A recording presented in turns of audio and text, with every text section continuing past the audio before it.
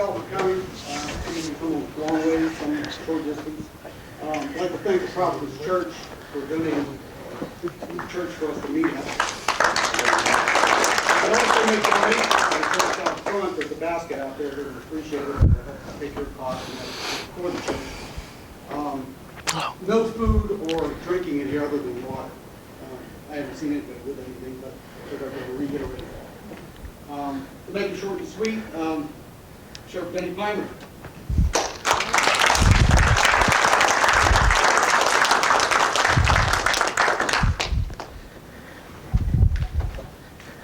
Thank you, sir. Appreciate that. Short and sweet, that could be a good thing, couldn't it? I had a choice. I could have been taller. So the people that did pick tall, they didn't make the right choice. Now anyway, my name is Denny Peyman. I'm the sheriff of Jackson County, Kentucky. I am very honored and feel privileged to be here tonight. I'm very humbled also that people would come and listen to something that I would have to say and have to share. What I'm going to try to do tonight is, I don't want anybody to leave here just the way they are. I want to see a change in everybody. That's what happens there is, you're going to hear some things tonight and you're going to be challenged. You're also going to be informed. And you're also going to be at that position in your life where you can make a choice. And a lot of times the choices are hard to make and not easy to make. But when we make choices, that makes change. And I'm going to be a different person when I leave here tonight as well, because already the people I've made contact with today, people I've talked with, things that they have to say encourage my life and make my life also change. But we're gonna laugh tonight some and probably cry tonight some. Anytime you deal with government and deal with people and just deal with everything, it's kind of a mixed bag, and that's kind of what we're going to try and do tonight. And I'm going to just tell a little bit about myself and what's been going on in my life the last few years, and also going to give a chance to answer questions and help people that are maybe in law enforcement that want to make changes, choices, and the choices I'm talking about making are of your community. Sometimes when you change yourself, it does change your community, and that's what we'd like to talk about. We're going to talk about the Constitution, because I am a constitutional sheriff, and you'll get to see what a constitutional sheriff does compared to just a regular sheriff sometimes. But I am the sheriff in Jackson County, Kentucky, and I was actually the first elected official in eastern Kentucky, where I'm from, that wasn't born and raised there. And it was kind of different. It was a challenge. It tells you one thing: the people want change. And I came into an area where it's been the good old boy system for years and years and years, and it's just that's the way we've always done it, and that's the last name that we deal with, and it's because who's who, and that's what controls government. I came into there actually as a missionary. I came in there working with high-risk youth and addicts. And what I have found that in the community, and we're going to share some of that tonight, is how to see a need and be able to take care of a need. And that's what changes the community, but also changes yourself. But also as a sheriff, you actually have a chance to be able to really impact your community by just taking care of needs. And we're going to talk about some of that tonight. I've had just the opportunity to just have a great time. It's been a rough old road to hoe since I've come into this position. The opportunities that have happened since then have been, one of those just deals that the door opened and it turned into a flood. But I guess the big thing happened was after I got elected, just standing up for my constituents and doing what's right. I took an oath of office, like a lot of people in here have taken that same oath. And does the oath mean the same thing to the same people? Obviously not. But I took that oath very seriously. And I look across our nation, and there's, over 20 million veterans still out there that took that same oath. And my utmost respect for every one of them, and for the veterans here as well, and people in law enforcement, and people who are honoring something that people just take so flippantly anymore. And I thank you for that. It's really funny because I do what I can, for the people. That's what it's all about. It's the people, and it basically probably started the biggest thing was when, you know, Obama starts talking about, you know, doing the gun control and, you know, making the executive orders and these kind of things there that really aren't going to happen, because with our Constitution, it just doesn't work like that. And hopefully by the time we get done talking a little bit tonight, you'll understand more about the Constitution, how it applies to your life, and the people, how can they kind of use that to help your lives. But he started talking about his executive order.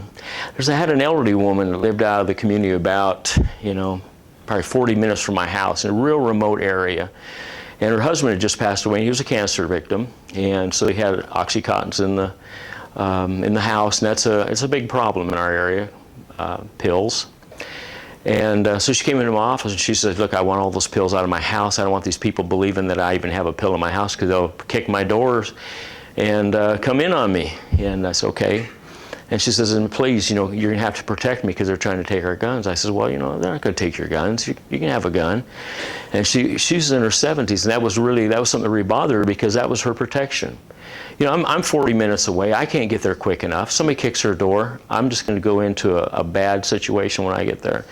And I just, you know, instilled upon her that it's not going to happen. Well, a guy was listening to me. You know, I talked to her and I helped her out the door, and we talked for a few minutes. The guy said, hey, would you make that statement again? I want to hear what you had to say. And I said, yeah, it's not going to happen here. You know, he makes an executive order and says this is what we're going to do, and the federal government says we're going to come and collect guns. I said, it's not going to happen in Jackson County. He said, would you like to repeat that to somebody else? I said, sure, I don't care who I repeat that to, you know. And so I get on the phone, and I'm talking to some guy I don't even know, and so he's asking me some questions. I told him, I said, no, it's just not going to happen here. And he says, you know, so Obama says this, this, and this. And I said, no. He says, there's no gun grab going on in my county. So the next day or two later, you know, people are coming up to me and says, hey man, have you seen the internet? And I said, no, I don't get on the internet. You know, I just get confused when I get on there. It messes me up.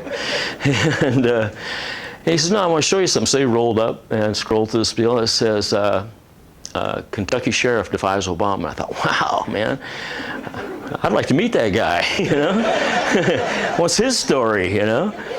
And so I start looking out there, and it says Jackson County, and I'm going, oh no. And, but it's oh yeah, you know, because I was standing up for my oath and the people of my county. And from there, next thing I know is I'm sitting talking to Greta on Fox News. That was pretty wild. And from there I went to Alex Jones, and he's a radical out of Texas, for you people that know Alex Jones. We still talk once in a while. But these are people that are reaching a mass of people with a story. And the story is we are still the government, we the people. And that's where, you know, they don't want you to know that. They want to keep you suppressed down. They don't want to give you the information that you have to have, and especially sheriffs. They don't want a sheriff to know the authority that he has. And so I started looking into this a little bit, and as I'm talking to people, I had people like Sheriff Mack, who I'd never met before. He calls me and he says, man, he says, I saw you on the news last night. And he says, you're like a constitutional sheriff that I don't know. And so we kind of got together and started doing things together. Well, it started to grow and started to grow. And started making stands on different things. Not just guns, but rights. And everybody has rights. And that's one of the biggest things that I get across. I don't get along with law enforcement. Most officers I do not get along with, because they want to flirt with, you know, I know there's a guy in there. I know we got a warrant on him. You know, the drapes are pulled. You can't see him there, but yet you know he's in there. You know what I do? I just say it's going to be another day. And I leave him. I will not infringe on that man's rights to arrest him. And some people say, well, I don't think that's right. What if he does another crime between now and then? It's not my problem, because what the Constitution says.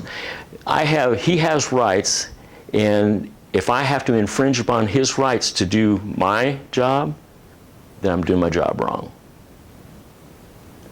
Now that makes it a lot tougher. Now you've got guys that want to make this arrest, and they can't. You got guys that I've had to call off. They've had guys that, you know, when they do these, it's great, I know they do them everywhere. I don't do them. You know, they do the roadblocks where you pull up there and they check all the stuff, you know. That's just where it starts. You know, they can ask for your license, they ask for your registration, ask for your insurance. Meanwhile, they're shining their light around looking for probable cause, you know. Ask you to step out of your vehicle. Do they have probable cause to even ask you to step out of your vehicle? Most people just want to accommodate them. And they say, okay, yeah, I'll do whatever you want me to do. You're going to pull over here? I'd like to search your vehicle. Do you have probable cause to search this vehicle? Do you have reason to believe that there would be something in there? If you don't, you don't. They have to get a warrant. And that's why I just wave them on. Because I will not infringe upon those people just to get an arrest, just to, yeah, you might get some dope off the street, but if you're doing your job, you're going to get it anyway.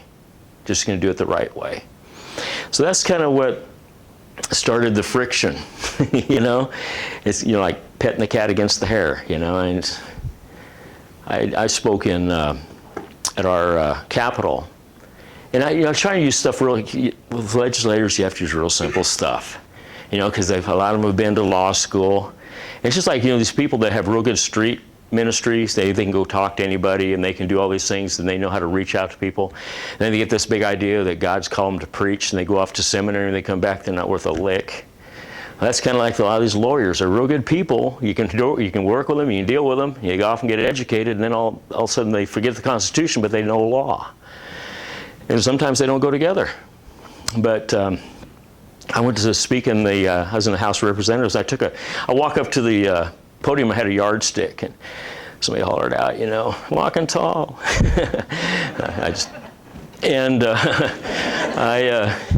It's really funny, it hit me when it was funny, because during my campaign, people were asking, well, what do you like, Denny? I said, well, I guess I'm a cross between Andy Mayberry and Buford Pusser. You know, and it's really, I kind of let it go that. I kind of laughed, you know, people can have their choice who they want to come to their house, you know. One of my first arrests was hilarious. I go and bang on this door, and this guy goes, Andy, is that you? It is so far. So that was kind of cool, you know. I thought, well, yeah. So when I got there, they said that, you know, walking tall, you know, but I carry a yardstick. Because you know what a yardstick is? A yardstick is an absolute. I don't know what a yardstick is. It's 3 feet. But so is the Constitution. It's an absolute. And what I tried to impress upon our legislators is, let me give you an illustration. So I had this yardstick, and I held it up there for them, and I says, this is an absolute. And I said, I'm going to build a house, and I'm going to use this as my absolute. And they're all kind of just listening, you know. I say, so I went to the guy who's going to be my architect, that's going to design my house and stuff. And I said, this is what I'll be going by, this yardstick. He said, well, that's kind of cool. What, you called it a yardstick? Yeah, it's a yardstick. He said, I've heard of those. He said, I'd like to have one. He says, but you know what? It won't fit in my briefcase. He says, so I think I'm going to cut it down just a little bit. That way I'll have a yardstick too. Okay. So he cuts the yardstick down. Well, then I went to my material handler, and I said, you know, you're going to be handling all the materials for my home and building my house. And I said, I'll be using this yardstick as my absolute measure. He said, wow. He said, I'd like to have one like that. I said, but you know, in the back pocket, he said, that'll be sticking way up too high. He said, I think I'll just cut it off just a little bit shorter. And he said, then I'll have a yardstick too. Well, this went on through everybody. I went down through the carpeting, through everything. And so come time to build my house. Can you imagine what kind of house I'd have? And then you ask, if we use a Constitution as an absolute, what kind of nation we have? Because everybody has cut it off to where it's good for them. Everybody has tried to bend it and bow it. And, you know, and some things that are an absolute are an absolute. You don't change some things. And every time you try to change it, it's no longer an absolute. Now it's a compromise. And that's what I find is the biggest thing in my life is each day getting up realizing, today, I'm not going to compromise. Anything. And when you start a day out not compromising, it makes you aware all day long. That means every time I pull somebody over, every time I have a situation, I'm not going to compromise the truth. I'm not going to compromise, you know, to make it work for me. It's still going to be an absolute. Now, I'll tell you what, when you do that, you make a lot of enemies, and you make them quick. Because nobody wants to work with the truth. Nobody wants to work with an absolute. They don't want to work in the dark, and they want to be able to move things the way they have. And so that's, and then you apply that to law enforcement, it makes it even tougher yet. But I'll tell you what, I've had so much fun with this. Because when it comes down to making the right choices, it doesn't matter what people think. It doesn't matter what the paper says. It doesn't matter. All I've ever said in interviews is all I want is the truth to come out. And everything that they can do to distort it, to change it, when the truth comes out, you're still good. The rest of them have not been able to they've had to compromise. But I've just had so much fun. There's so many things. What I want to do tonight is I also want to be able to have you guys ask me questions as to, in your community. It's just like, okay, I came in as a missionary to this area. It's very simple for me to be a sheriff. Very simple. There is no difference in being a missionary, reaching out to a lost community who is in need, and being a sheriff. Because you're there to meet their needs and protect them. It's funny because in the Constitution, it talks about life, liberty, and pursuit of happiness. That's my job, to guarantee that and to help, that nobody infringe upon that. That you have rights that are God-given rights that nobody can take from you. Because God can, the only person that's taken it from you is God. Until He takes those rights from you, they're yours. I don't care what people say. And that's when I started stepping out into that area, is when it got really interesting. And that's why I had to decide what kind of sheriff I was going to be. And it's funny how everybody can fit into this. There's not a person in here that I could not involve in a posse, in my community. That everybody here has something to give. As we were talking, like, okay, what do you do with a guy over here that's, say, a mechanic? I would love to have a mechanic on my posse. Okay? He says, hey, what can I do today, Danny, to reach out to the community? I said, what's funny? I had a woman come by today. She's having trouble with her 13-year-old boy. She's a single mom. They're struggling. I said, you care to go over there and change the oil in her car? Do you think she could afford to go down and pay for somebody to change the oil in her car? But yet it gives them an opportunity to reach into the community and help somebody. I got a guy over here that has a barber shop. We have some homeless people that look pretty rough. They come in my office and say, Denny, can we just get a sandwich? Can we get some gas money? Can we do this, that, or the other thing? Yeah. It's like funny in my office, because the first thing you walk into my office, I'm the first person you see. You don't have to go through a whole bunch of people to get to me.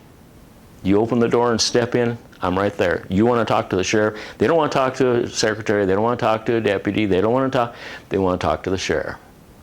Every person in my county has access to my cell phone. And I shut it off while we're here. And I'll tell you what, and the problems they call you with are so trivial sometimes. It's like, oh man, but to them it's important. And so you treat it that that's the only thing you've got going on that day. Because that's how you change people's lives, and that's how you reach them. I deal with addicts every day I deal with addicts. You know why? A couple reasons. I've got a heart for them. Second is because they're in my county. They're no different than anybody else. They have the same rights, the same everything as anybody else. I don't care what their last name is either. I don't care what they look like. I don't care what their drug of choice is. Kind of screwed up being a sheriff, ain't it? I mean, you get hung out. But when you start standing up for your people, and you realize that the sheriffs across this nation would all do that, And just like when I go arrest somebody, everybody wants to be arrested by me. I have to tell them, seriously, I have to, when people call in, I'm going to say, hey, can you wait? I said, I've got 6 ahead of you. And it's just like, people can't believe it. I had some guy, I was in Nevada at the Bundy Ranch, went out there for that. And you talk about a sheriff who wasn't doing his job. I wouldn't have been there if he'd have been doing his job.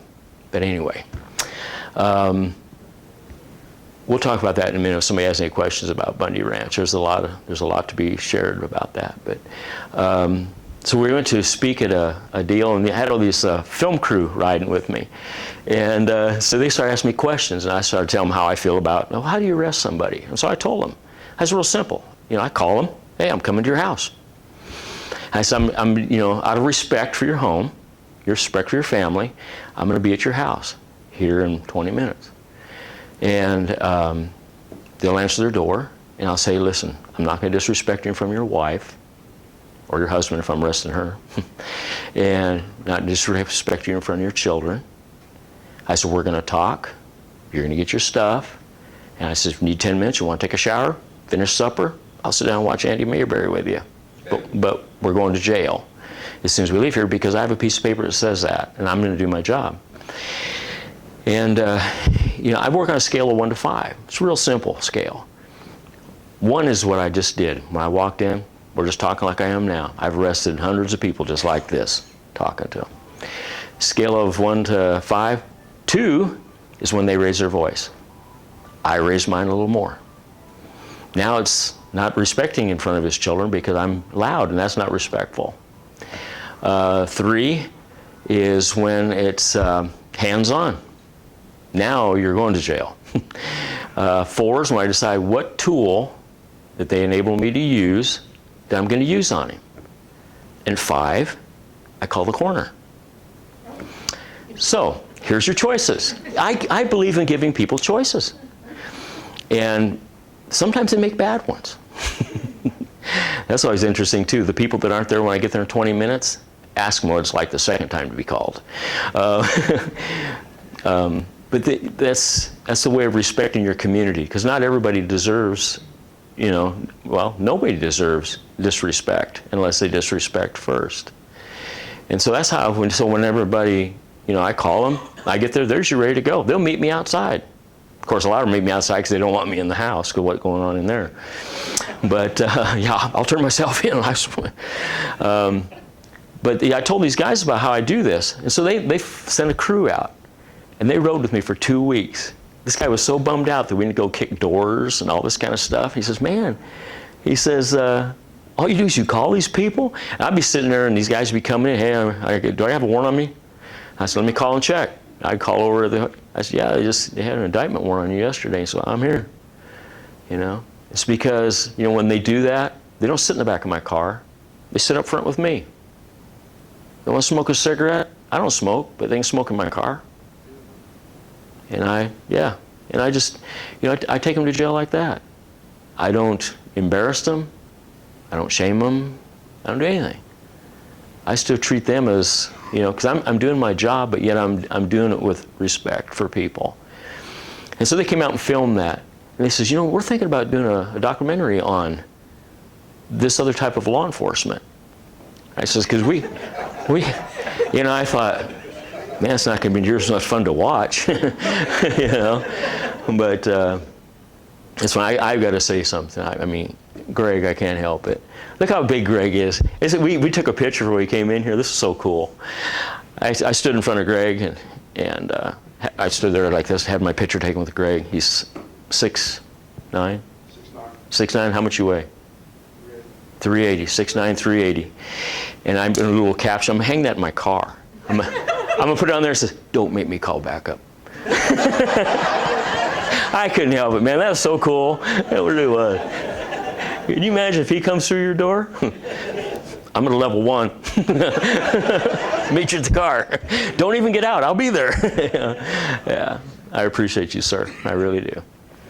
And but it's all in how you treat people. And just like being a sheriff, we have I forgot your first name, sir. Kurt, running for sheriff.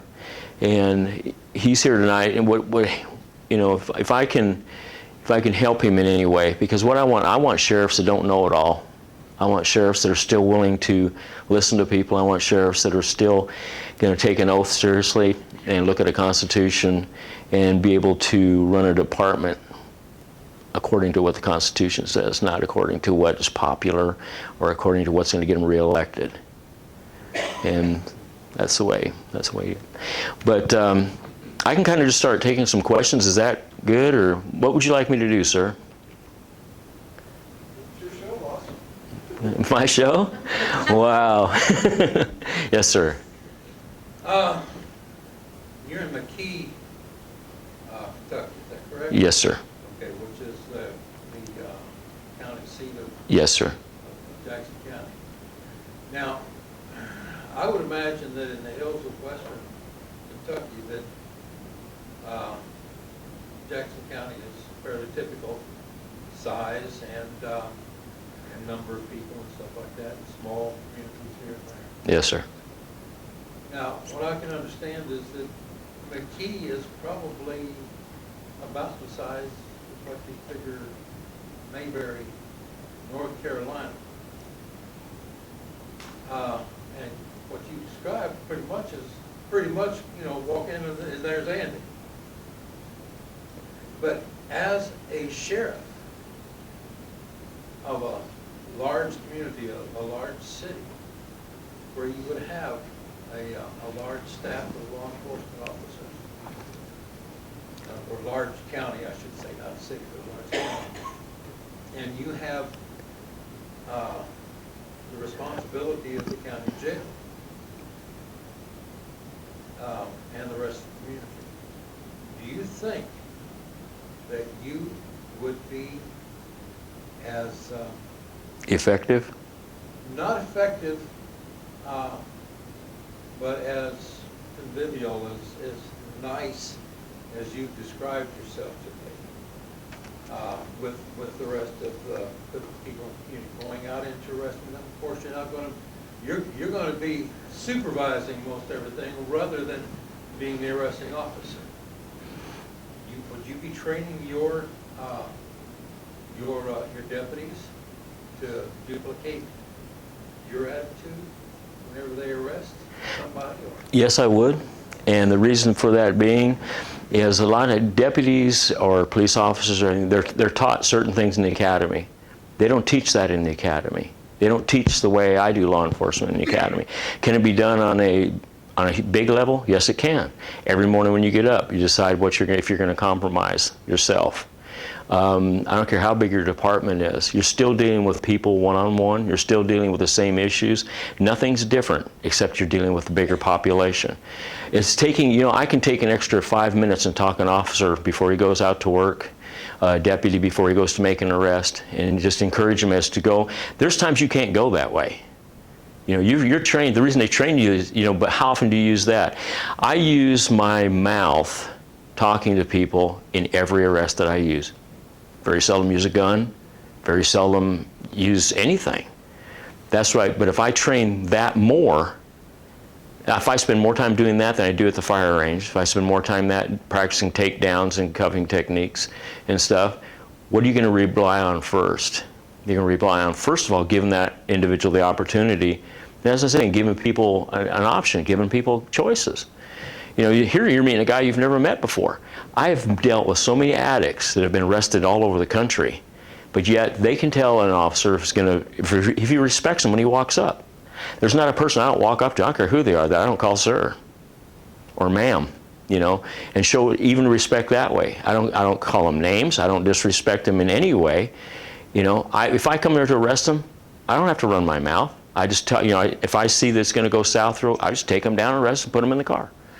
But if you can teach an officer, and the young guys I'm bringing in now, they go into the big departments, and you look at them, they just kind of blend in. But when it comes down to one-on-one, you're making that arrest, you can take an extra 5 minutes and talk a guy into a car.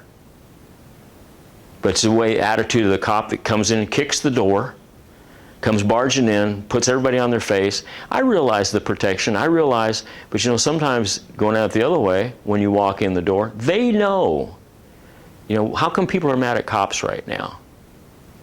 They get drilled on TV all the time, not in a good way. You don't ever see that good side. There's a lot of great cops out there that do it the same way I do it, but they're taught that too. Part of that's their nature. But the other stuff is, you know, when they're in lawsuits, when they're doing things that they shouldn't be doing, that's also for the people's protection as well, and for the officers' protection. So, but could I do that in a big department? Yes, I could. Would I train my guys to do that? Yeah. You would train for everything else. You know, when they're trained for a domestic, you know, I don't, you know, it's just like you can't do this domestic in the same area, but you know what? Let's just say that, okay, Greg gets a call on domestic. I shouldn't say, because everybody's going to listen to you anyway, right? But you know, how often has a cop walked in, they've got a domestic going on, she's sitting over here huffing and puffing, he's sitting over here huffing and puffing, you see they've been fighting, the kids are crying, and you walk in, you know somebody's going to jail. You don't really care who, you know? Maybe both of them. Call social services. Now the kids are affected. Okay? Has any cops ever walked in, set a chair down over here, a chair down over here, set the husband here, the wife here, say, we're going to talk. When she's talking, you hush. You open your mouth, you're going to jail. When he's talking, you hush, or you're going to jail. And when I'm talking, you both hush. First person out of their chair, first person out of their chair, first person to go to jail. Now, we talk about zingers. This is a Friday night. This is something that's been going on since Tuesday. She's been running her mouth, right? Now he's finally had enough. He's been doing the little things to make her mad. And so now this thing is blowing up over nothing. These are two people that were in love at one point, and the way he's talking to her, and I asked him, I says, if another man were to walk in your house and talk to your wife the way you had just talked to her, I would hope that you'd kick his butt. And then we get to talking, and pretty soon she's sitting over here crying, and he's apologizing and crying, the kids have settled down, and I walk out, I don't arrest anybody. Just takes a few minutes longer, rather than walking with cuffs in your hand, or a can in your hand spraying people, you know. So you do not consider it your job to fill the jail? No, sir. I don't even get extra draws on winning a microwave if I do. No, that's not my job. If I was doing my job, the jail probably wouldn't be as full. But a lot of people don't like to hear that. Greg. My name is Greg Porter. I'm with Indiana Papers to address what question you said, and I got a question for you also, Sheriff. I'm a deputy sheriff in Marion County, Indianapolis. Very quickly, 1.4 million people in our county. We house 2,600 people in the jails, in our 4 jails, plus our work release. And right now in our jail is over 200 people fighting murder cases. I'm assigned to our warrant teams. My job is to go serve warrants, everything from shoplifting to murder. Just this week, I literally left a shoplifter's house and went and arrested a murderer. That's how my week will go. Exactly what he said works for me every day. I don't know how many times I went to a guy's house. He doesn't live there no more, but his mom does.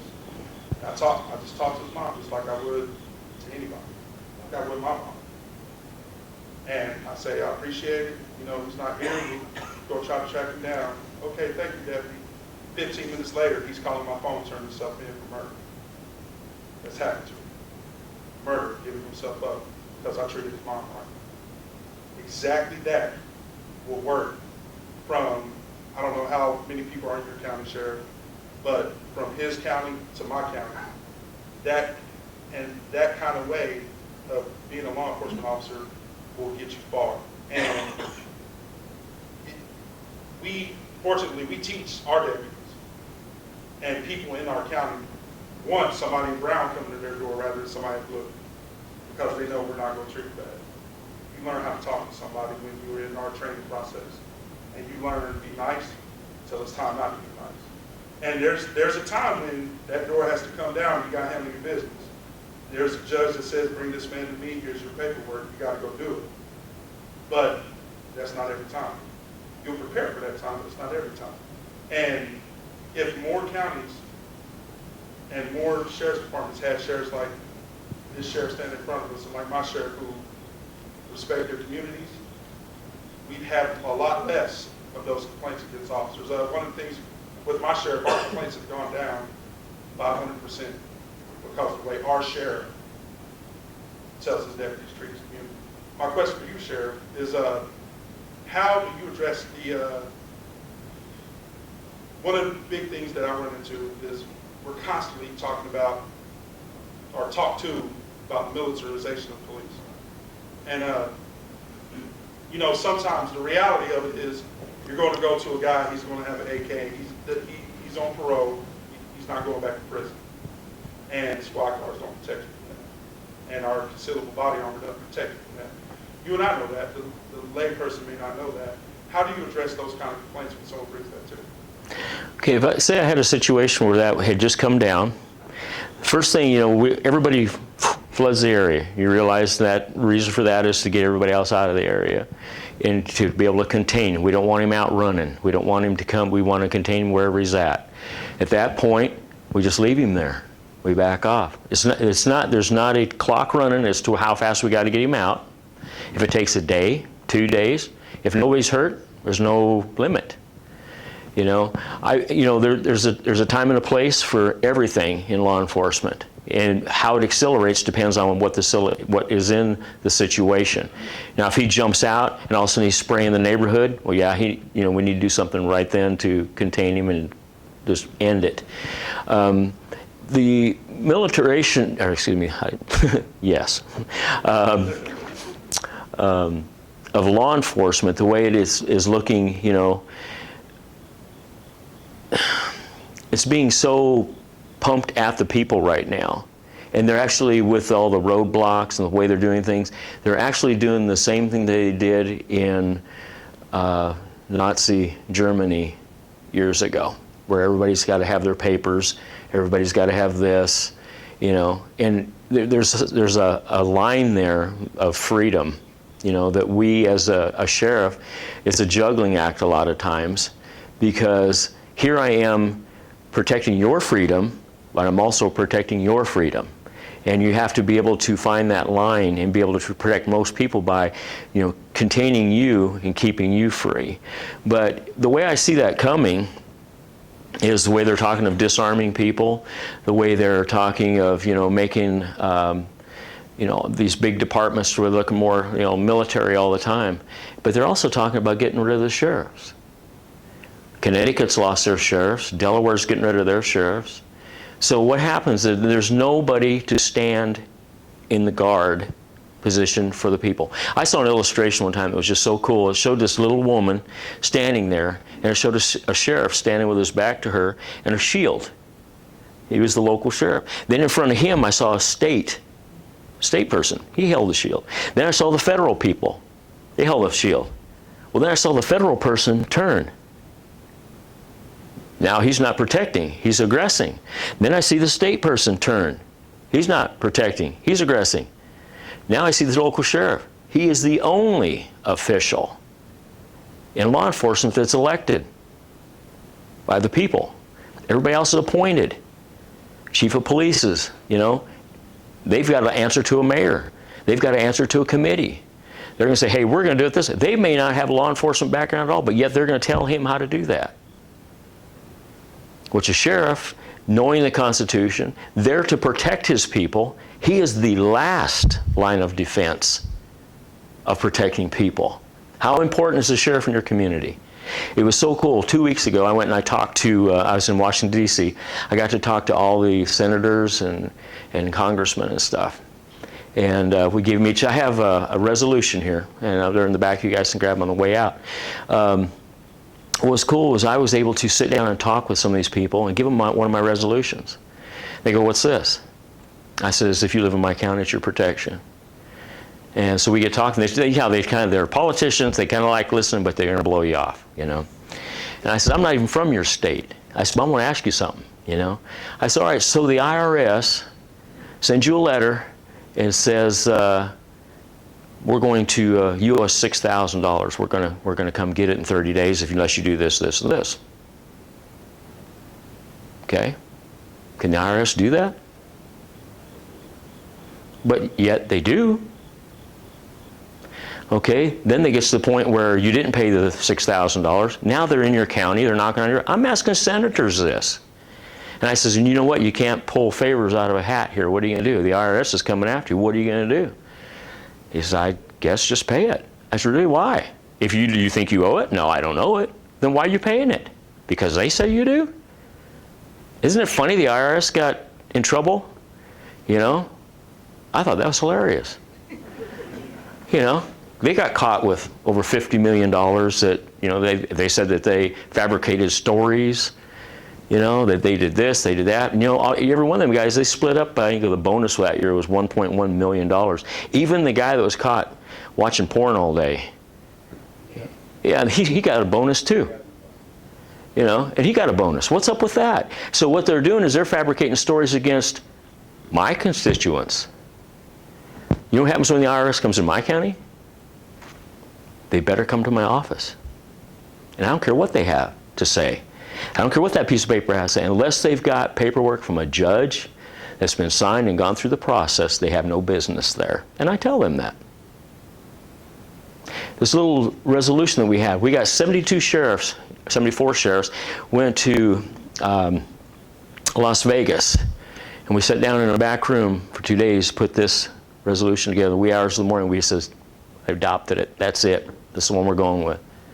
Only 37 would sign it. And the reason was the other ones wouldn't sign it because you had said that you will arrest a federal official. I don't care who comes in my county. If they have no business there, they're coming in their IRS, DEA, doesn't matter. If they're coming after one of my people and they don't have the paperwork, and just because it's the IRS, that doesn't mean squat to me. It's still we the people. People forget that. It's we the people. It's not them. And I send them back. They said, well, what about, you know, we're going to do this with his bank account and stuff. You're not going to touch it. Otherwise, I'm going to arrest you. They go back to their authorities, and you know what? They haven't been back. I don't know what they do next. Might have been the squirrel hunters get them. I don't know. But you know, that's just part. That's my job. That's my oath. That's the Constitution. And as for the, you know, the question you asked about the military police, see, that's how they can control. They're bullies, bribers. I don't take federal money, because every time you take federal money, there's strings attached. There's nothing in my department that's put there by the federal government. And you know what? When they come there, they have no business there either. You know, they're given all these nice big equipment and stuff to all this law enforcement. But what's the, you know, they bring it all in these small communities, and you know, in the hills of Kentucky, they end up with all this big equipment. What's to say, or what's to keep them from saying, you're just maintaining that equipment for us until we need it? And so then they bring in the blue hats, and they come in and say, we got all the equipment and stuff here. Law enforcement, step out of the way. We're now in martial law, we're taking over. So then what? Gosh, I wish we had a sheriff. Does that seem like that could happen here? Yes. It's coming here. And you know, we talk about corruption. Corruption is my number one thing. I love it. I love looking right in the middle of it and just weeding it through and calling it what it is. I came into an area there that corruption had been going for the same family running things for 30 years, 40 years, you know? And it's easy to go and get your warrants and serve your warrants as long as everybody's in agreement. But when you go against the grain and you fight for what's right for the people that are been oppressed, suppressed, and depressed, and they're saying that's just the way it is, they won't even stand up for themselves. Those are the people you stand up for.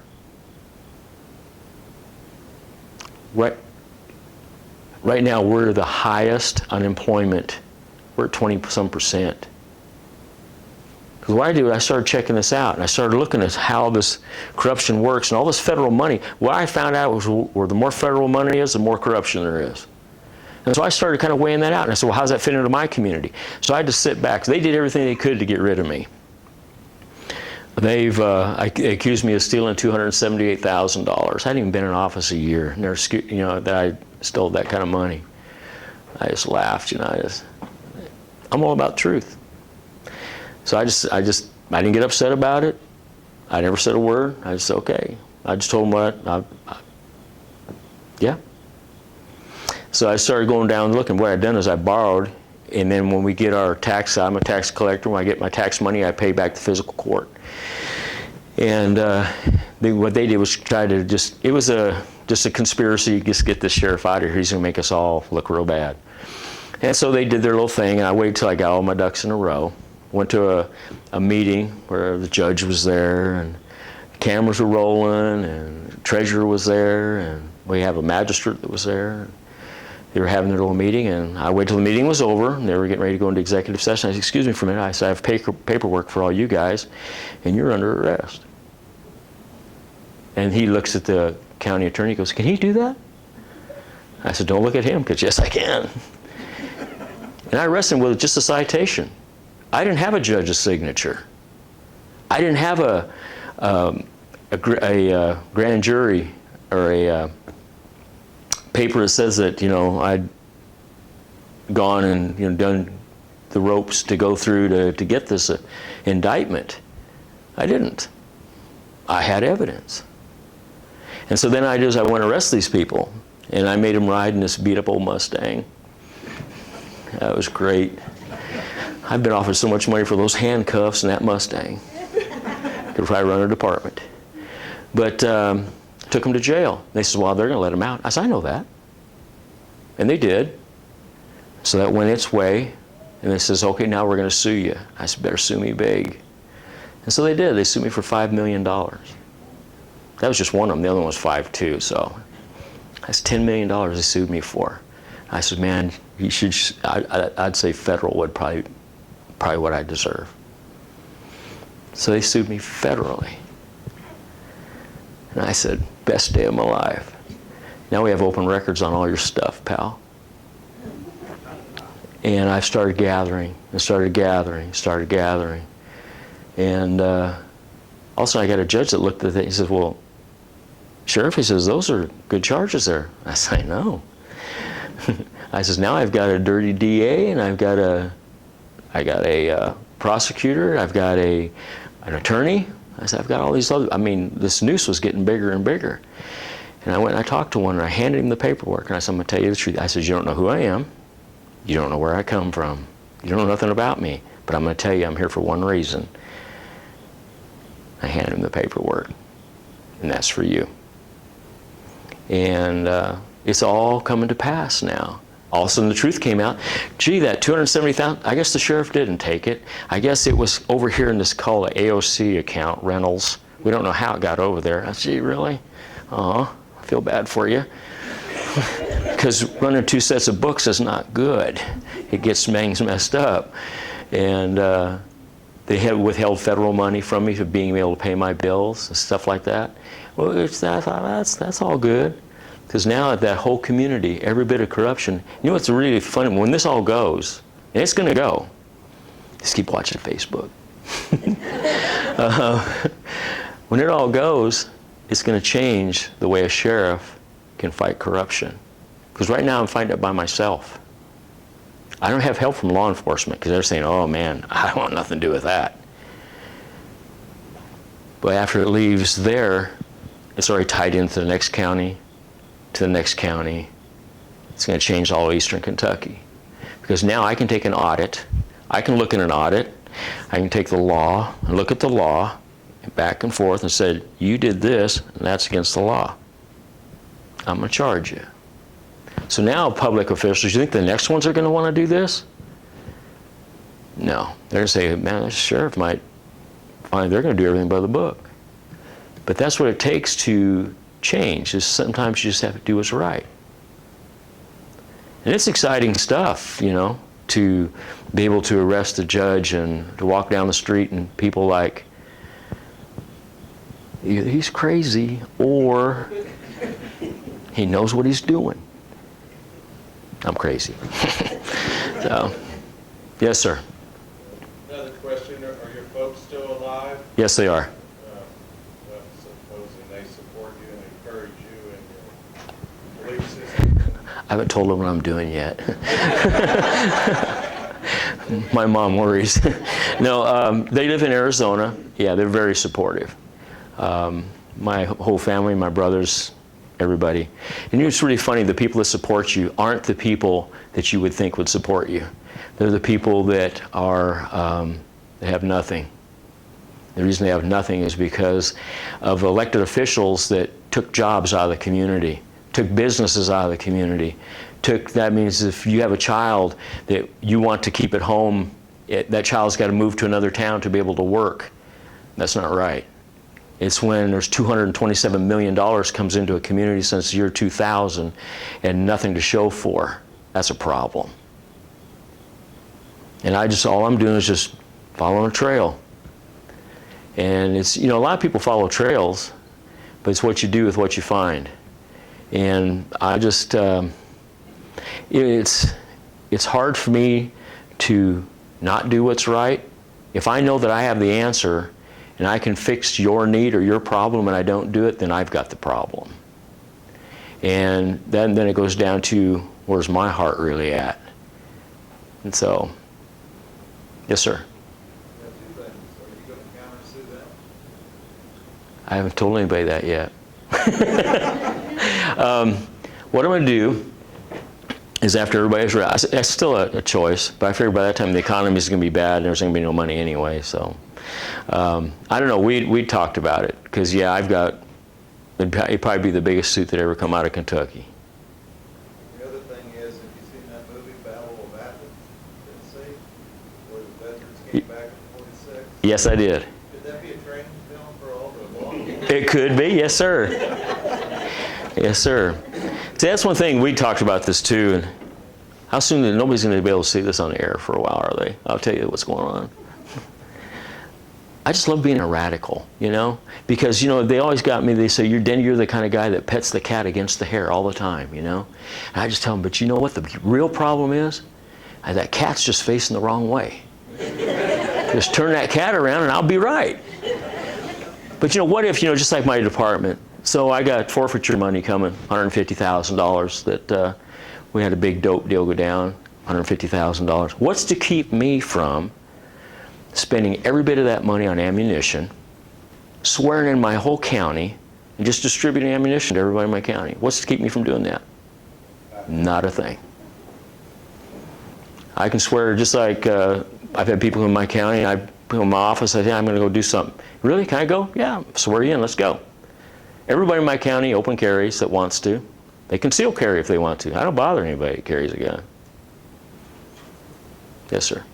Yeah, we had a sheriff come talk to us 6 months ago. We were talking about the posse situation. Because, he said, well, I've got 10 deputies, something like that. And it's like, well, what if they come up with 30 feds? He said, what, you want 50 citizens backing you up? And asking about doing posse training and things like that. Do you have anything like that? You can posse train. You can just swear in whoever you want to swear in. You can do a training 2 hours every Thursday night. And what you do is you build up, you keep track of that and show they're getting training in proper procedures and, the law and stuff like that. As long as they're not out acting on their own, but with me or with a deputy, they can do all that stuff. And see, that's where sheriffs are not using their assets. They think they have to have that certification. I got people in my office taking taxes that don't even work for me. They're just a posse. They come in and donate their time. I got people that, I send out to do stuff. Not necessarily go out and make arrests or that sort of thing, but where they can be involved, and it doesn't mean in law enforcement is everything. It could be teaching. I can use teachers. I have people that were, like the Appleseed Project. Awesome project. It's a great program. We need people like that to where that is going all the time. You talk about kids getting in trouble after school. Okay, I got an after school program that I've run for 15 years. Kids get up, when do kids get in the most trouble? From 4 o'clock to 6 o'clock till mom and dad get home. That's when they get in trouble. Okay, so what are we going to do as a community? We're going to find something for them to do. We're going to find something either positive or let them find something negative. Now this is where people can step up and be part of a posse. Hey, I need you to do some posse stuff this weekend. What do you want me to do? I want you to, after school, pick up 4 or 5 kids and take them fishing. What he teaches those kids during that 2 hours while he's fishing, they want to know about a badge, they want to know about a gun, they want to know about, hey, I'd like to be part of that. Okay, then what's to keep a guy, we have a lot of national forests, what's to keep a sheriff from saying, you know what, I'm going to take one of my deputies, I'm going to put him in charge of horses. All right, and then high school kids, or say middle school, high school kids, let's put them on horseback after school to ride the National Forest campground areas. Put them in a little uniform, put them in a nice little shirt, put a badge on them, give them a radio, put them on a horse, put them with a deputy. Anybody think of a better program than that? What's it cost? Nothing. Transportation for a horse. And the kids don't have a horse, you have horses. You know, and just there's all, that's what I'm saying, there's so many things that a sheriff can do in his community. Now, you're a guy sitting at home, or you like horses, and you know, maybe you don't like kids. I'll find something else for you to do. No. No, but what it is you got an adult working with a child, teaching them values, teaching them things that they're not going to learn anywhere. They may not learn that at home. You know, they may not have that opportunity. But, you know, by just taking and giving to a posse program, saying, you know what, yeah, my part of law enforcement is riding through the National Forest with a deputy and just looking at campsites. You're going to find stuff, trust me.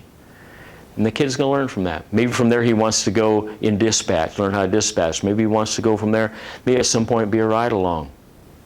But if you can start a kid, training him at 13 to be a good police officer, what do you think you're going to have when you're 21? You're going to have a kid that you've worked with, a kid that you know. I can run him through the court system first, make him court security, where I can watch him, learn his work ethic. I should know that kid better than he knows himself. By the time he comes in and says, you know what, I'd like to go to the academy. I said, man, I've been waiting for you to ask. That's what posses do. They reach out into the community. Any other questions? Yes, sir. You were going to tell us about the hottest. Oh yeah, man, it's wild. It was really kind of fun.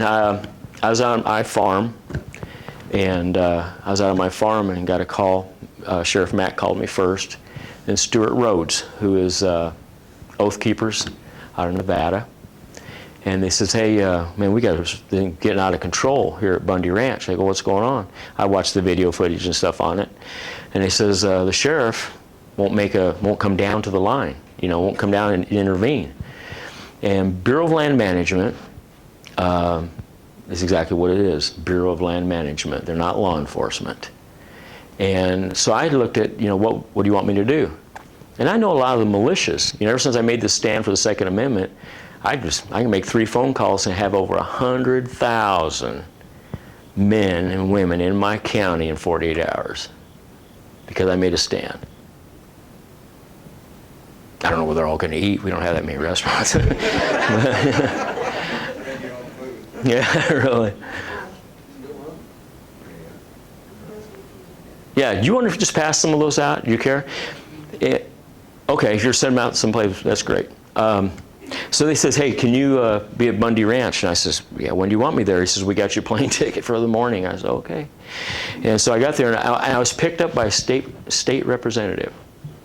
And they filled me in as we were going down to listen as to a debriefing as what's going on. They took me to this place way out in the middle of nowhere, and we sat and listened to Reed and Eric Holder talking. And what's really kind of weird is because of all the generals and stuff that have lost their positions, lost their jobs, they still have the high tech, that we were actually getting to listen to stuff we weren't supposed to. Wow. When they started talking about drones and talking about, you know, calling us terrorists, what's that sound like to you? They're opening the door for able to do that. But the first thing I did is I talked to the militias. And they were very respectful that I would travel 2,000 miles to come to their cause. And I looked through these guys, and I was like, here's guys from Afghanistan, here's guys that have been in Iraq, and here's guys that have been in Vietnam, and here's guys that have been, you know what, I shared a motel room with a guy from, see, he was 92 years old, World War II, World War I, Korean War, I don't know. But this guy was there because he swore an oath 80 years ago. 8 years ago he swore an oath. And I was so, when I came in, this guy, I didn't know who he was, and it's an old man, and he was sitting, he says, "Can I sit here at your desk?" And I said, "Yeah." And I said, "What's going on?" And I looked over there later in the morning, he was laying on the floor. I said, "Buddy, are you okay?" And he says, "Yeah." I says, "I thought he just wanted to come in and he was going to leave again." He said, "No, I didn't have no place to go." So I got out of my bed and gave him my bed, and I said, "Man," I said, "you know, I've got a picture of that. If everybody would like to see that, I'll show you what a veteran from years ago looks like when there's a call to go to a place like Bundy Ranch, fighting for freedom." But when I talked to the militias, and I said, "Guys," I says, "you know, y'all come here," and I look and I see these guys, but I also see these guys that come out of hollers over where I live. These guys haven't been in a war. These guys haven't been trained. You're looking at Bubba and Bubba Jean, and you know what I mean? But they were, no, she wasn't there, I would have noticed. But you know, they were there for the same reason, for freedom, for our liberty. And that touched me. So I said, and I talked to him, I said, "Guys, we all have to be on the same page. This is one time we all need to be on the same page." See, when they left home, they were pumped up. They said, "Man, they're out there fooling with a rancher in Nevada. They're flying on his cattle. They're doing this, they're doing that." You realize they had 2,000 miles to get pumped up? They were going there to shoot somebody. I ain't going to lie to you. And they were just looking for an opportunity. And that's why I was talking to Stuart, because we had trained veterans there. That's what they call the sheepdog on sheepdog. Because here they had 200 of these guys out there that were trained, but we had thousands that were sitting in the hills half a mile away that killed people every day. There's one guy there that had over 300 kills. And he got there, he said, "I can't afford the weapon that I used." And there happened to be one there. They gave him that one. He went up and sat on a hill. All he had to have was a green light. They were outgunned. They were outmaneuvered. They didn't know what to do because the American people rose up. And so talking to these guys, I was looking at veterans that had paid the price. I was looking for people that were willing to pay the price. When I see them drawing down on American people, what kind of government's that? And it's time that they come under control. So I told them, I says, "Guys, I said, all I need from you to do, all I need you to do is stand strong. That's all. You will make your statement." And there's nothing worse than getting somebody up there running his mouth, and somebody over here running their mouth, and it just shows their ignorance. I said, just stand, don't say a word, just stand there. And to see that many people armed, men, women, children, that was the statement. And all the government had to do then was try to figure out how to get out of there and save face. And sometimes it's best just to leave. I went down into the Bundys, had supper with them, talked to them. They were just people no different than the rest of us in here. But they were fighting for what was right. That's not real popular nowadays, I'm going to tell you that. It's not real popular. But I was watching these guys, and I'd listen to each of the camps of the militias and what they were going to do. And, you know, they're switching people out.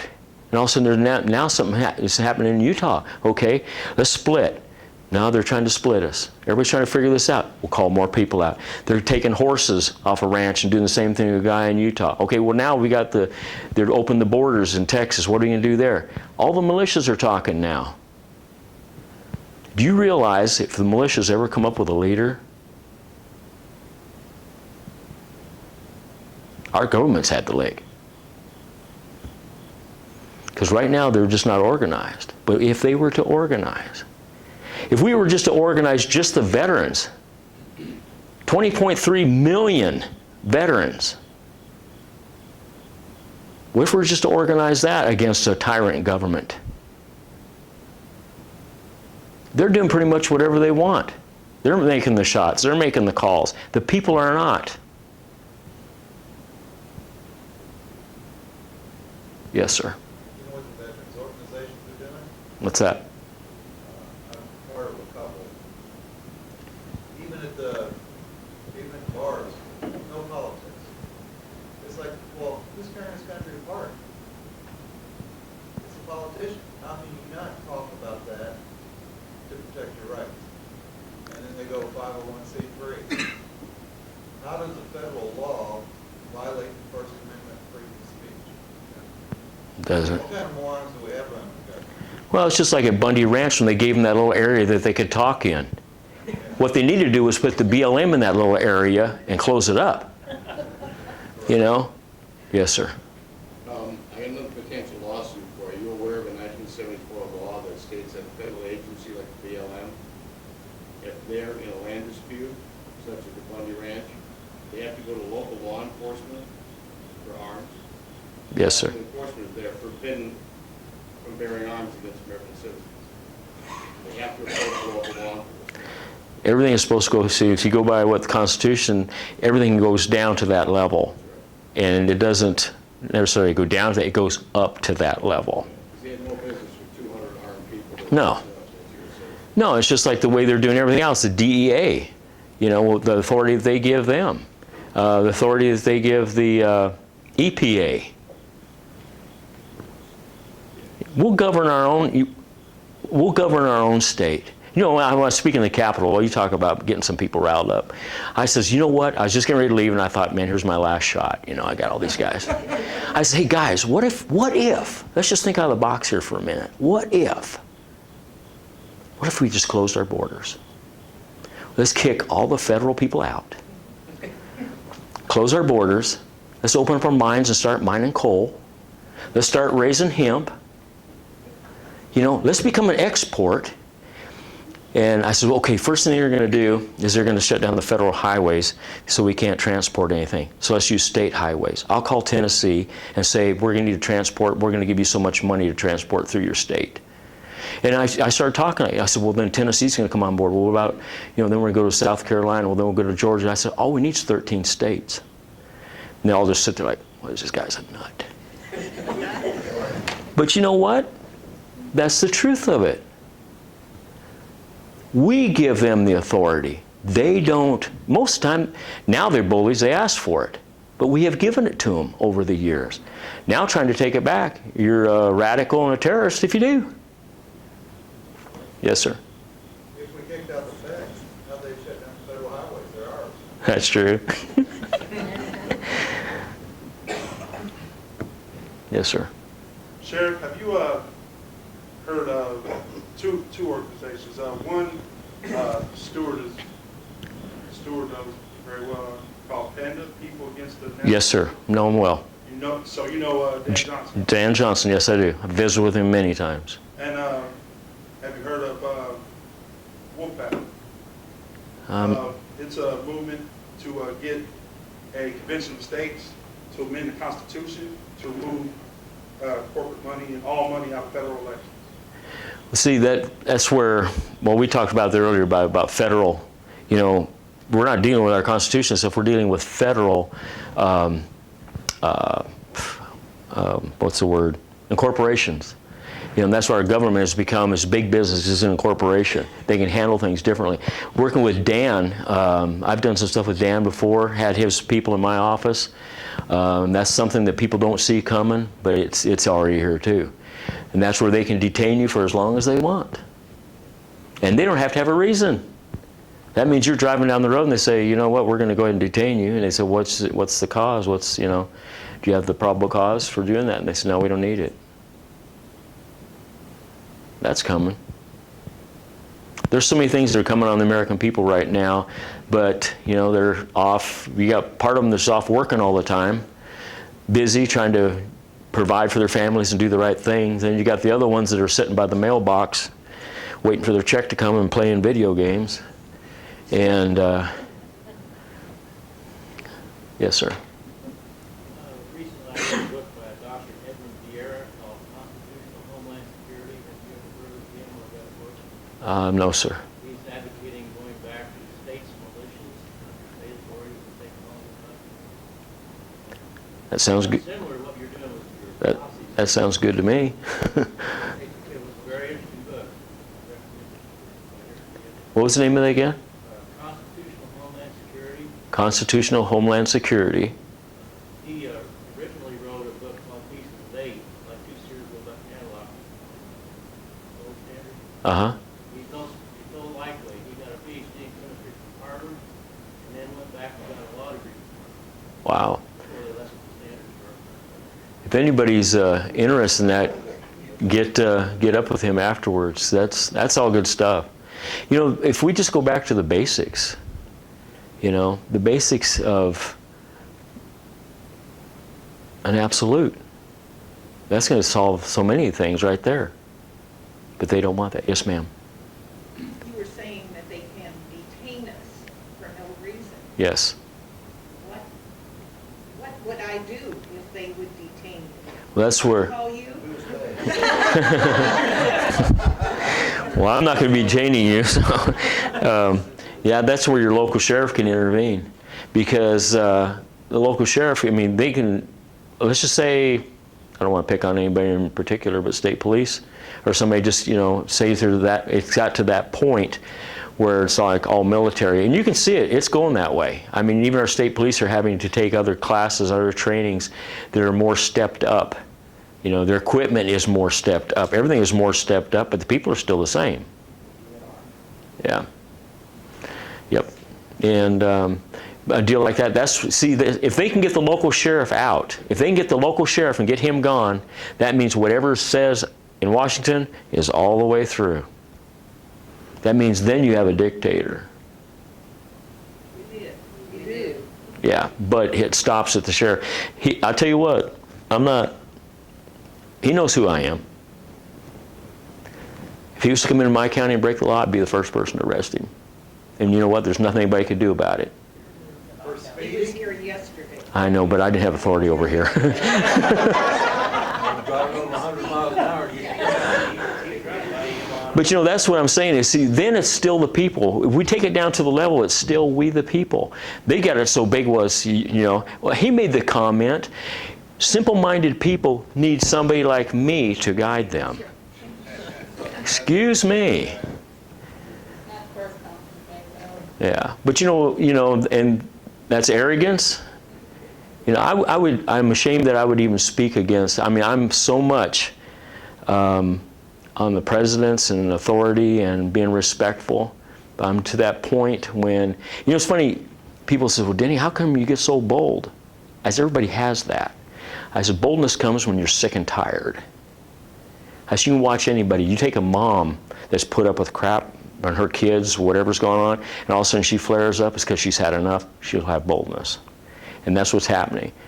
They're messing with our children. They're messing with our families. Our boldness is going to come up, and they're not going to know how to handle us. And you know, we talked, I got in trouble. I was on the Alex Jones show, and you know, just him himself gets you, you know, you're wound up, because that's the way he is. Just, and so we're talking about, and I mentioned something on his show about a bloodbath. And I said, there's going to be a bloodbath. And so some liberal got a hold of me out of New York, wanted me to do a day show, a talk show. I said, sure, I'll do that. And so he gets me on his show, and I'm trying to be prepared for him, you know. And so he said, well, I was listening to Alex Jones' show, and you mentioned about a bloodbath. I said, that's right. And he says, you know, I said, first of all, I says, you know, this is your show, and I don't want to embarrass you on it, so be careful what you ask me. And he just kind of like laughed. He said, well, he went to the page, the line, everything. He says, where I mentioned it was going to be a bloodbath. I said, that's exactly right. And he said, well, what did you mean by that? I said, well, that's exactly what it sounded like to you. And he said, what do you mean by a bloodbath? I said, well, I'm telling you what, if you come into my county, they come in here, they say, we're going to come in and forcibly take guns. I says, here's what's going to happen. You're going to meet me at the county line, and I'm going to tell you, you best turn back. And you're going to say, we're going to proceed? I said, I'll step aside. I said, I said, by that time, I will already have over 100,000 people in my county. And I said, we're all going to stand strong. I said, but there's going to be that one pissed off guy that fought in Vietnam, that came home that they treated like crap, that he doesn't have no rights, but yet they give more rights to people that come across our borders every day. And he's going to say, they're coming after the only thing I have left. I've lost a leg, I've lost my life, I've lost everything, I have nothing left, and they're coming after my AR. And you know what? He's going to cap somebody. And then there's going to be a bloodbath. He says, you really believe that? I says, come to my county and find out.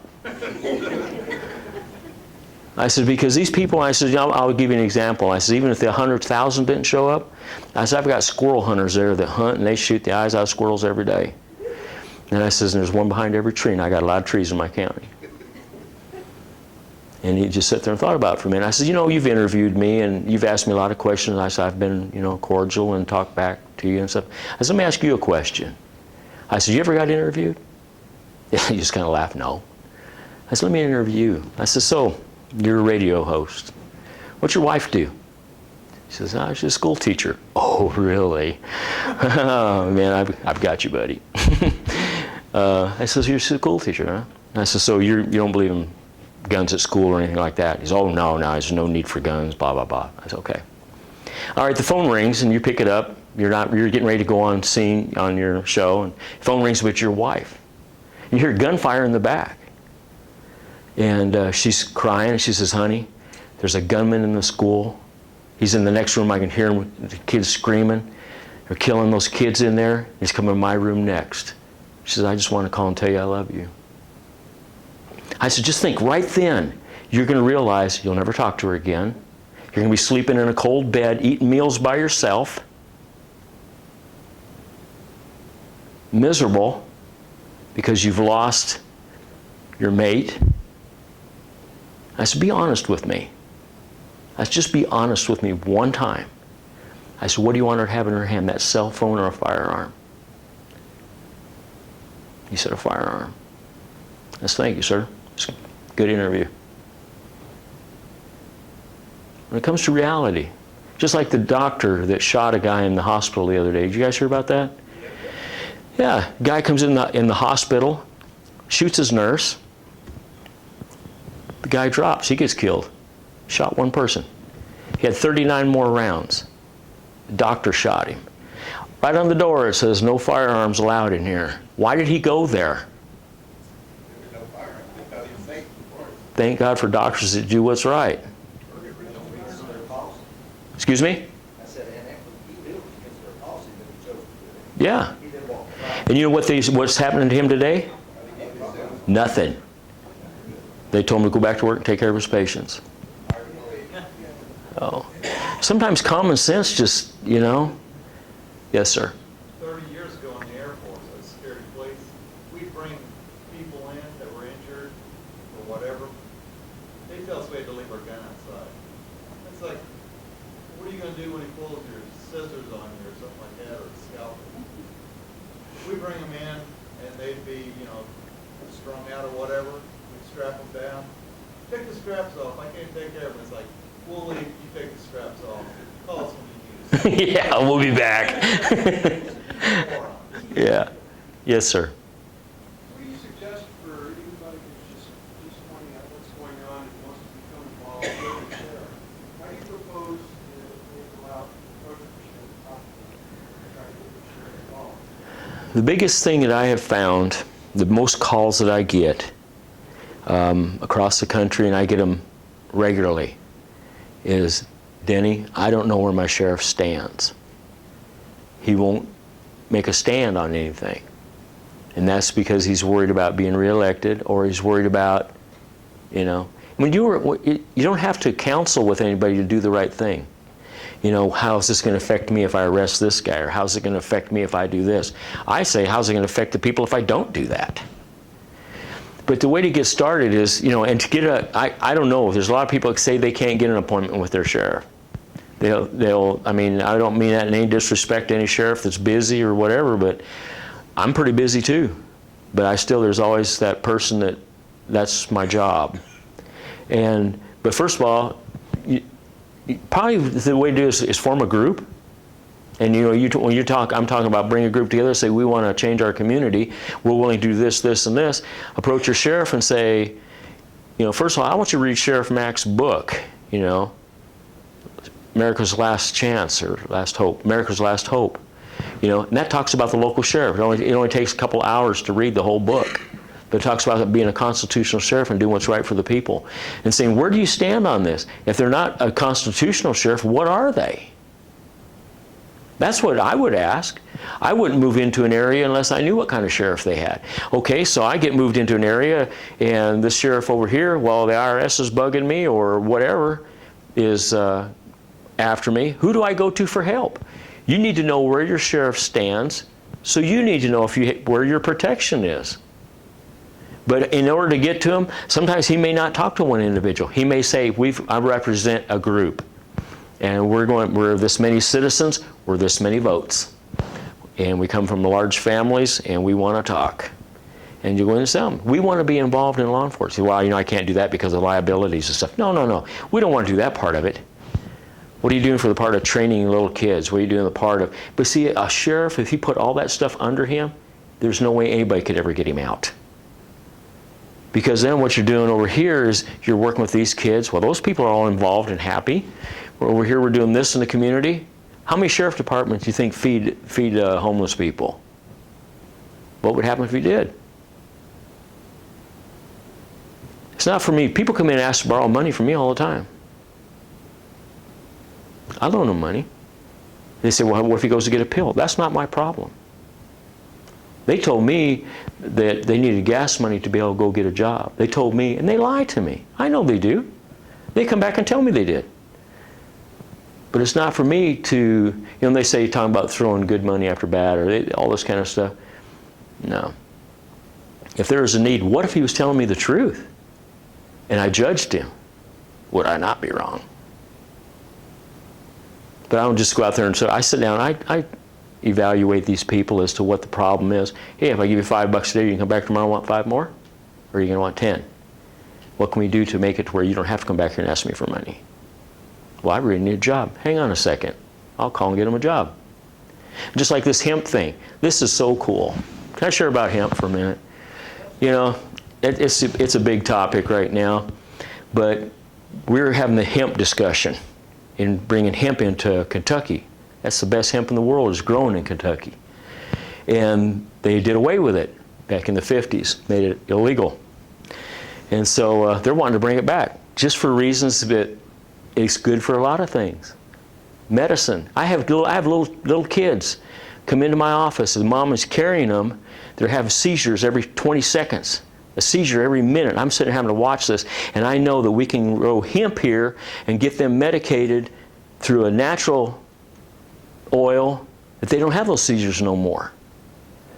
But now I'm seeing our kids in Kentucky having to go to Colorado where it's legal, sleep on the floor in strange places that that's not their environment, so their family can get the medicine for their baby so it doesn't have seizures. Well, shame on us. Well, I got a chance to talk to the legislator again. That's about, man, they're having me come regular then.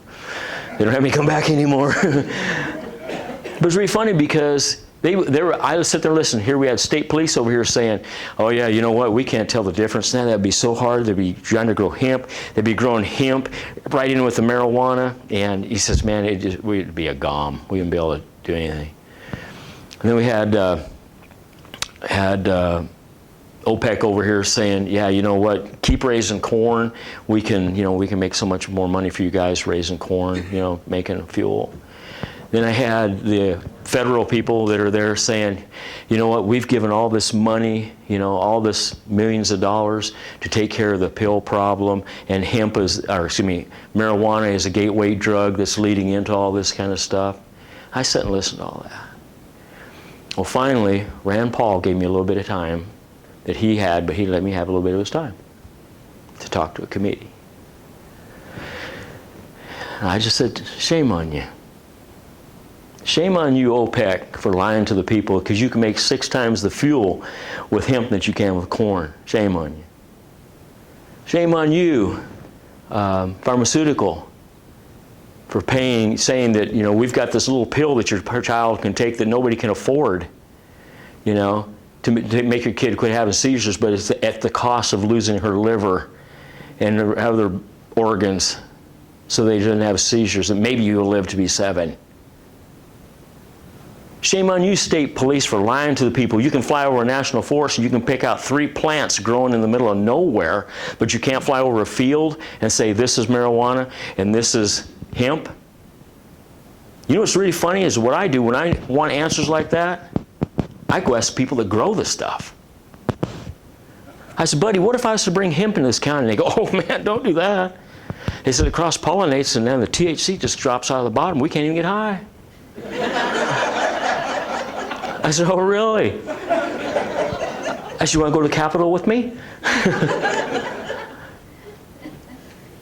And so I spoke that day. And I spoke in favor of it. I was the only law enforcement in the state.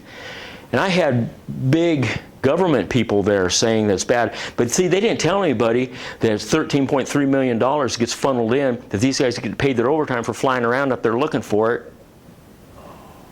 Gee whiz, they didn't get to make their boat payment this month. Yeah, I was being polite. Of course, we don't have a place big enough for a yacht over there. It'd have to be a boat. And I went right down the line. And I told them, I just told them that our farmers need that. We need that. Give them some self-dignity back. Give them some pride back, being able to grow a product. That's what American people do. American farmers can feed the world. And you know what? We can make medicine for them too. When I got back to my office, there's a group of men standing outside my office. I didn't recognize any of them. So I got out and they got, can we talk to you? Sure. He said, we want to raise hemp. I said, yeah, I just came from a deal. They said, yeah, I know, we were there. I said, oh. So we want to raise hemp in your county. I'm like, oh. So who are you? He said, I'm from Colorado. I'm from California. I'm from Canada. I'm from Israel. These were very smart men. Because right now, we're growing hemp in Jackson County. We're growing a hemp that is stronger than any place else. Stronger than Colorado. Our kids can come home. It's really funny because it's always been there, but you know, the same people on this committee that are making those choices. Well, gee, was that pharmaceutical that gave you $30,000 when your re-election campaign was around? Oh, wow. That's weird. Maybe you should step off the committee. You know what? It passed the House. The governor wouldn't sign it. We started raising hemp anyway. We had it growing before. Now we put it out. So it grew all summer.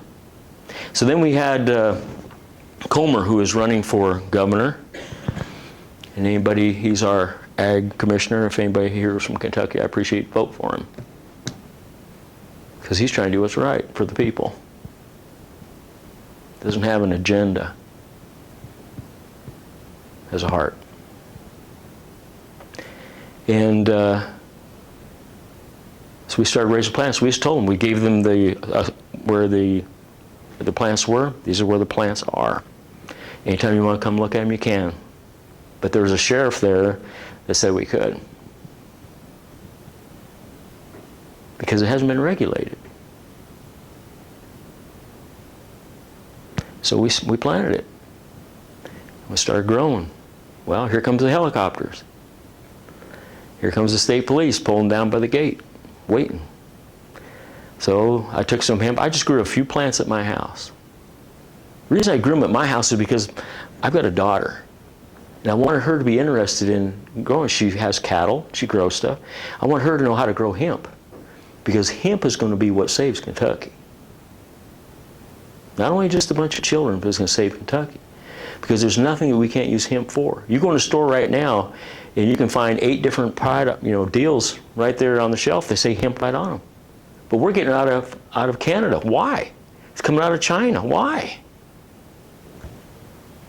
But I want her because, see, in 1944 and 45 and 46, if a child raised hemp, they could actually enter it in the state fair and win a ribbon. Gee, man. I want my daughter to know how to do that. And we got the seeds from that, and we started, But anyway, they flew my house for an hour. I didn't say anything. Go ahead, I ain't got nothing to hide. They checked my hemp out. Then they went over to the farm where all the big plants are. I mean, big, field. And they flew it. And they flew it. And they flew it. So I drove out there. And I waited and I watched for a while. And I thought, you know what? They're just being bullies. So I called and I says, listen, called probable cause. Either you have it or you don't. If you do, land it. We'll do what we have to do here. If we have to cut something, we have to do whatever we got to do. If you don't have probable cause, you better move on. I was told, we had lunch and we figured out it was costing, like, just in fuel, $1,500 an hour, plus manpower and stuff. It was probably costing $3,000, $4,000, $5,000 an hour. State police sitting out here at the gate waiting for them to say go. But see, what they didn't know is they had a sheriff who cared. And so I'm telling them, either land it or leave. If you land it and you don't have probable cause, I'm seizing it. And I don't recall the rollbacks. When those guys rolled in, I was hauling their cars out. I was going to impound them because they were coming in on an illegal search. Show up with paperwork, we'll talk. You don't show up with paperwork, you got consequences. And you know what? They left. We're harvesting right now. Our hemp is so much higher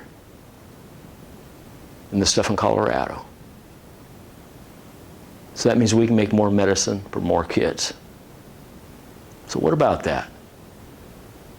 Yes, ma'am. What is hemp? And how can they get kids? It's like marijuana. Hemp and marijuana are like cousins. It's a crossbred plant.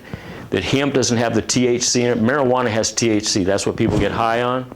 The THC in hemp is, well, they're asking to keep it at 3%, below 3%. And your CBD is what's good in it.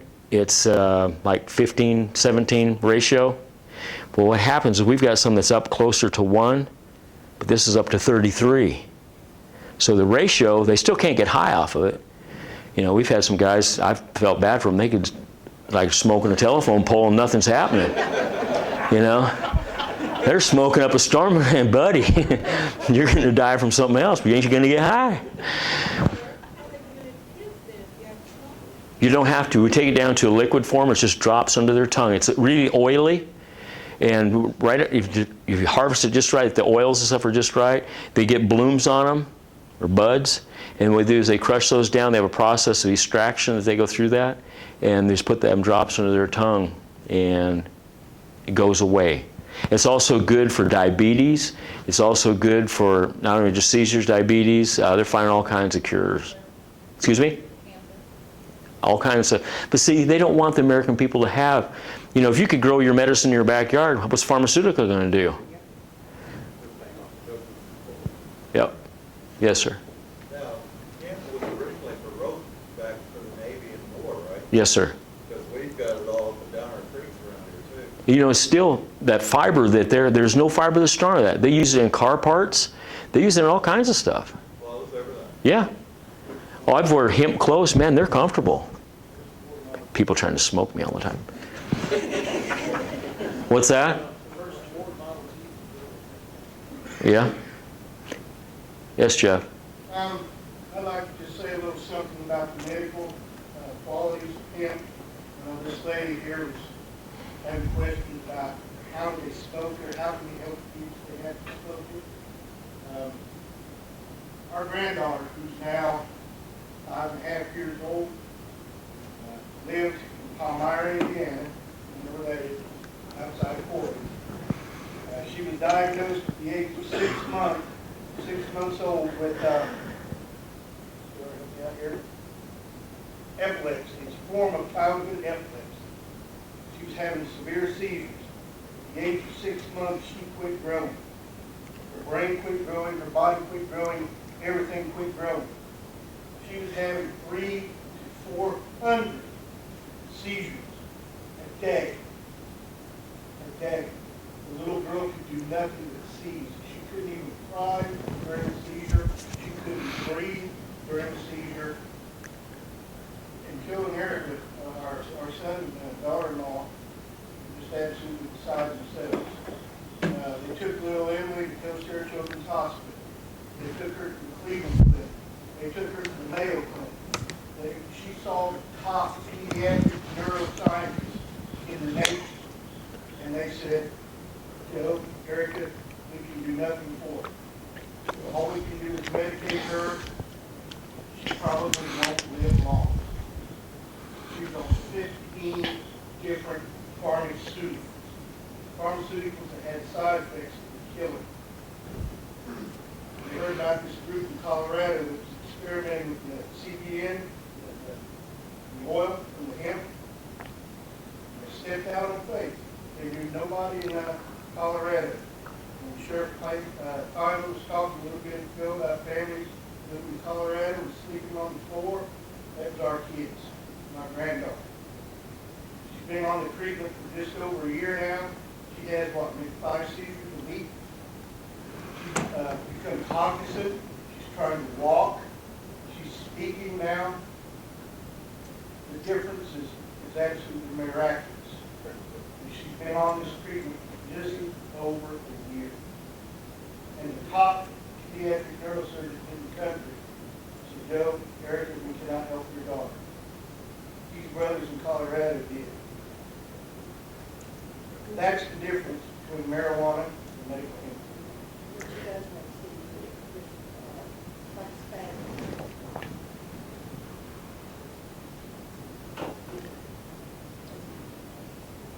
And what pulls people together is there's other families just like that. What's really neat now is the same people they're dealing with in Colorado, I'm dealing with in Colorado. Because we're helping each other. We're making a stronger strain together to make. Now they've got invested into my county. And you know what? I'm just a sheriff. That's all I am, just a sheriff. But a sheriff can change a community. A sheriff can change a family. And we've had other kids that have been having seizures. And a little girl that was 3 years old had been having seizures all her life. She was having so many she never learned anything. Just like, can't breathe, never learns to talk. Started into this cure. She's learning to be a ballerina now. What kind of, so we grow a weed. It's just a weed. Yes, sir. This is not as dramatic as that at all. I just want to mention that it was used for the rope and everything too, because it couldn't import. So they started making it with other ones. I farm, and I use baler's twine. That's imported from Brazil. And if you don't want to use that, you buy a plastic product. The sessile we get from Brazil, I don't know if that's the same thing as hemp or not. But I do know it will rot and get hung up in your equipment. Yeah. Plastic wood. Yep. Or you got to go out and cut it off your cattle's feet if you don't get it all picked up and they get it wrapped around them, they end up losing a foot. Yes, sir. Sheriff, do you have a district attorney or county prosecutor? Yes, sir. So, say the state police brought charges against somebody for him, and they have to file those with your county prosecutor. Mm-hmm. Do you have the backing of your county prosecutor where they will just dismiss those charges? I think the way it's going right now is everybody's afraid to bring any charges on anything. To be honest with you, I think everybody's scared to death. They're just waiting to see what's going to happen. Wait and see moment? Yeah, because they're just, nobody wants to step out and take a hold of that bull, you know what I mean? And say, I'm going to, step out and I'm going to, because they either come back one or two ways. You come back a hero or a zero, and right now the zeros aren't looking real good. Because yeah, do you want to? Okay, let's just say they come out and say they charge them with that. I don't really think that prosecutor's going to want to be able to talk and listen to parents. I don't think he's ever going to want to. You want to talk about something that's political, take away a child's medicine that makes that child better and see what you end up. You know what I mean? At some point, you better make a decision, and you better just, sometimes you're better off to sit on the back burner for a while to see what happens. I don't see anybody jumping up and saying, no, this is a bad thing, because you know what? There is no bad. The only bad thing is financially for people in Washington. That's the only bad thing. And that's how they're making their decisions. Okay, well, yeah, it's going to affect pharmaceutical, bad. It's going to affect oil, gas, bad. It's going to affect, everything. But it's not going to affect the people or the business people. It's going to affect them in a good way. They get a better product. So, yes, sir. You told me you talked to Sheriff Mack. I met him down in Florida. Yes, sir. And you've been on with, interview with Alex Jones and some others, Fox News, you know, and everything. So I listen to those often.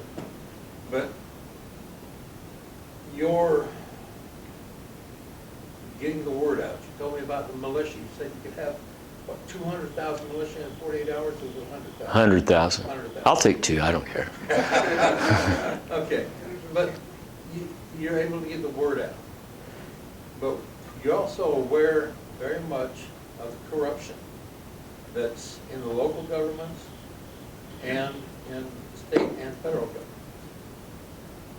But most of the people believe that whatever the government says, they have to do.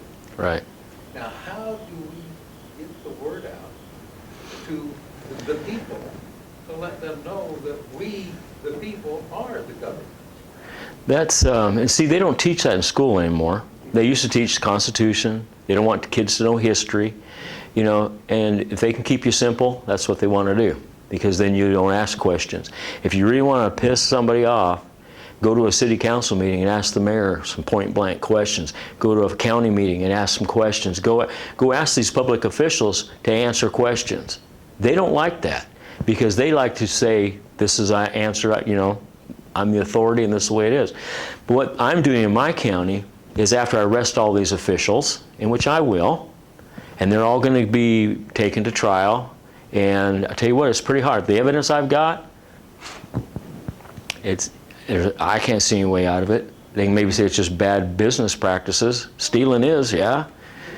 But, you know, once the people realize that, you know what, in that new book that Max got out says, "Are you a David? Are you willing to go after a giant?" And you know, people look at government as being the giant. And say, hey, big government, there's nothing I can do about it. You know, I started thinking about it. I'm just one little sheriff, small county, you know. But all of a sudden I realized that I can make a difference. And you know what? They have to listen to me. And that piece of paper that we call our Constitution says, that gives me the authority to do that. And all that, if by using that authority to support and to take care of my people, that's what it was for. That we didn't have a government that came crushing down on us and doing whatever they wanted, whenever they wanted to, and we couldn't ask questions, you know? But getting the people on board and training the people, most people, like when I do stuff now, they're always kind of like, ooh, you know, they'll come around to my back door sometimes, look both ways, and they go, man, I support you. You know? Lay it right there with them, you know? I will.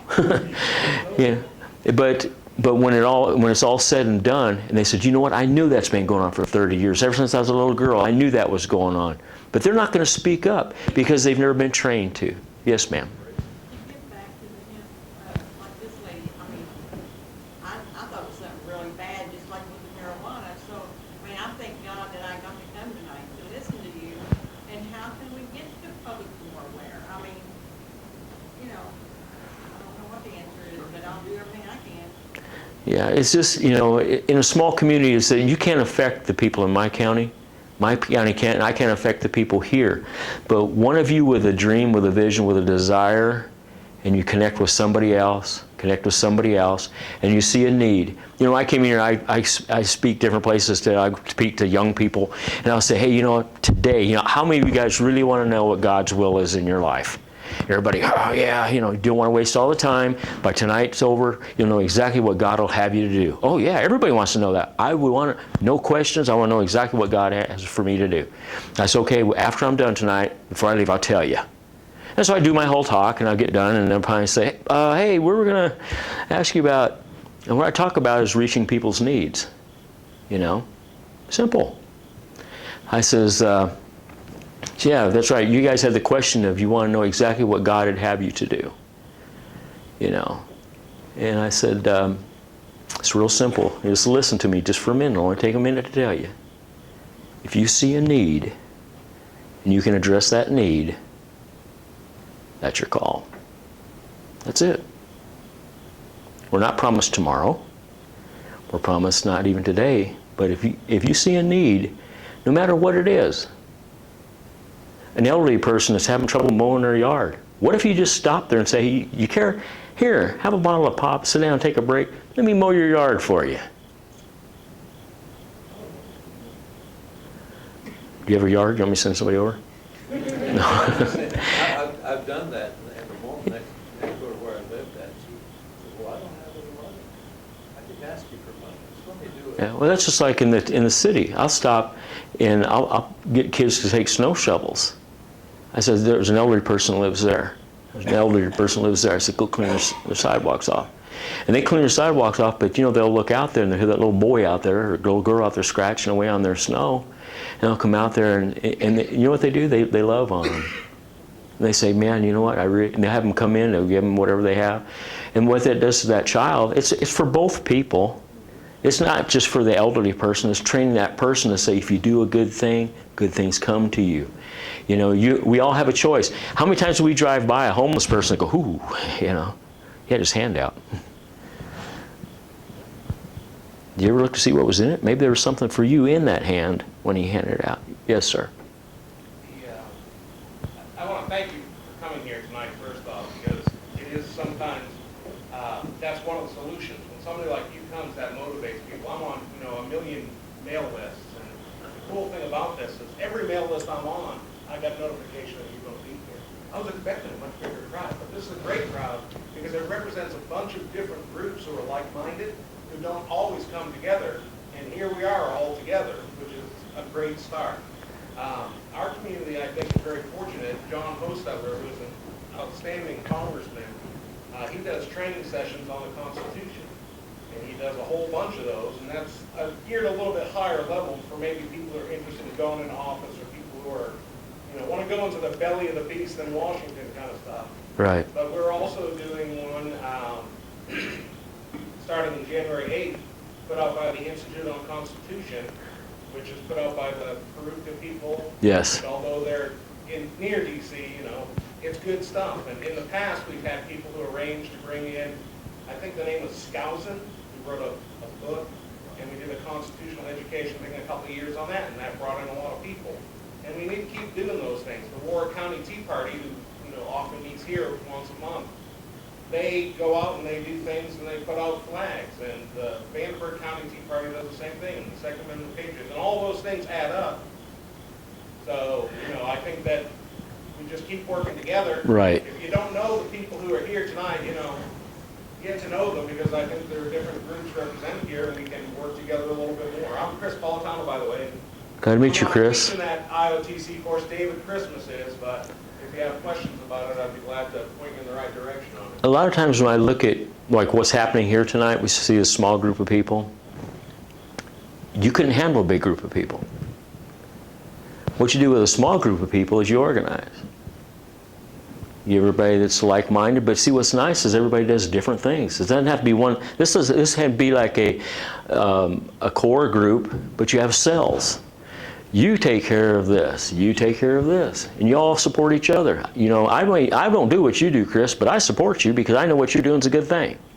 You know what I mean? I'm not with you. I don't do the same thing, but yours is needed.